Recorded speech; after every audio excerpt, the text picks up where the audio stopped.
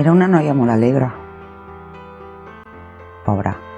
Tens 16 anys, et va bé l'escola i tens gent que t'estimi. No hauries d'estar així.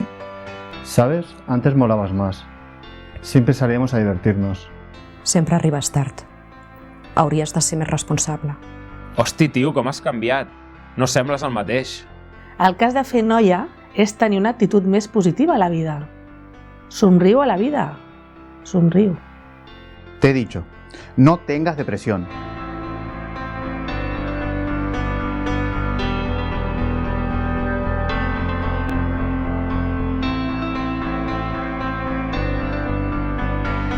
Soy tu vecino.